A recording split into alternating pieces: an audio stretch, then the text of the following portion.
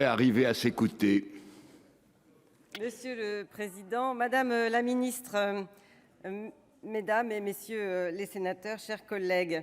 Alors mes propos vont sans doute être beaucoup plus fades que ceux de ma collègue Cathy Apourceau-Poly, mais en réalité, je crois que chacun est aussi dans sa ligne de nage et donc voilà, chacun s'écoute. Nous examinons ce soir les conclusions de la commission mixte paritaire portant sur le projet de loi qui sont sur les mesures d'urgence pour la protection du pouvoir d'achat. Écoutez tous les orateurs. Concernant cet enjeu majeur pour les Français, je salue le compromis qui a été obtenu entre nos deux chambres et bien sûr avec le gouvernement. Je remercie tout particulièrement nos rapporteurs et la rapporteure de la commission des affaires sociales, Frédérique Puissat en particulier, avec qui j'ai l'habitude de travailler et dont je salue le travail fructueux qui permettent cette conclusion. L'enjeu était important puisque nous connaissons actuellement la plus forte inflation depuis 1985. Si nous pouvons nous réjouir de la réaction rapide du gouvernement, nous devons toutefois souligner que peu de mesures du projet de loi auront un impact direct sur le pouvoir d'achat des Français. Mais ne nous trompons pas, l'objectif de ce texte était clairement exposé dans son intitulé, puisqu'il visait à protéger et non à améliorer. Certains pourront le regretter, mais personne ne pourra dire que rien n'a été fait. C'est singulièrement l'article 5 du projet de loi qui aura un effet direct, puisqu'il prévoit une réévaluation de 4% de l'ensemble des prestations, allocations ou aides individuelles revalorisées annuellement.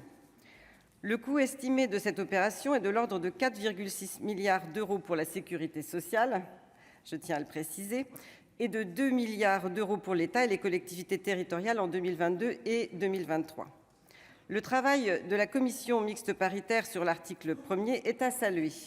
Nous sommes revenus à la version de l'Assemblée, certes, tout en la complétant avec des apports du Sénat, tels que la limitation à 4 versements de la prime ou l'avancement du versement au 1er juillet 2022. Il triple les plafonds de la prime exceptionnelle de pouvoir d'achat, ouvre la possibilité de verser la prime aux employés rémunérés au-delà de 3 SMIC et pérennise le dispositif. En effet, la prime de partage de la valeur ne doit ni se substituer à l'intéressement, ni se substituer à une part de salaire, et nous y serons vigilants. L'article 1er bis, introduit au Sénat, a également été conservé tout en limitant sa portée aux entreprises ayant entre 20 et 250 salariés. Les articles 2, 3 et 3 bis n'appellent pas d'observation particulière.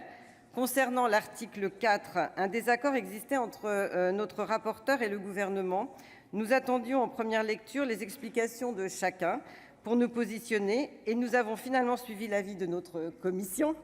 La CMP a réintroduit l'article 4, nous en prenons acte. L'article 4 bis que nous avons introduit a été conservé. Il ouvre la voie à une procédure accélérée d'extension des accords salariaux. C'est une très bonne chose. Bien que nous l'ayons adopté conforme, je voudrais dire notre grande satisfaction de la déconjugalisation à venir de l'AAH. Cette lutte de longue date, et je regarde Philippe Mouillet, parce que je sais qu'il a participé à cette lutte, trouve finalement une issue très favorable. Nous pouvons nous en réjouir pour les intéressés en tout premier lieu, mais je salue aussi la détermination des associations qui se sont mobilisées depuis fort longtemps, ainsi que les parlementaires qui ont relayé ces attentes. Concernant le champ des affaires économiques et du développement durable, la philosophie du texte est de protéger les Français, notamment en nous préparant à l'hiver afin de limiter la hausse des prix de l'énergie ou encore en nous permettant de nous défaire de contrats aussi facilement que nous pouvons les souscrire.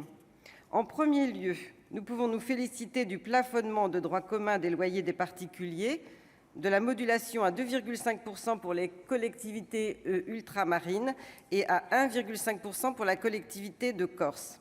En revanche, nous regrettons à l'Union centriste que l'amendement porté par notre groupe visant à moduler le taux à 1,5% pour les 17 000 communes placées en zone de revitalisation rurale n'ait pas été retenu. Ceci constitue un enjeu décisif pour permettre d'empêcher une explosion du coût de la vie en ruralité. Il serait bon que le gouvernement explore avec nous des dispositions pour traiter ce sujet d'importance.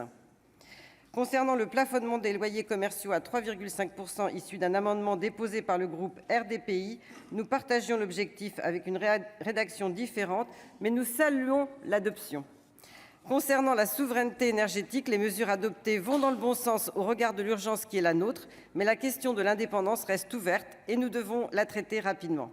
En conclusion, nous voterons les dispositions issues de cette CMP tout en regrettant le délai d'examen réduit qui nous a été imparti. Je vous remercie. Merci, chers collègues. Et maintenant, la parole est à la présidente Nathalie Delattre pour le RDSE.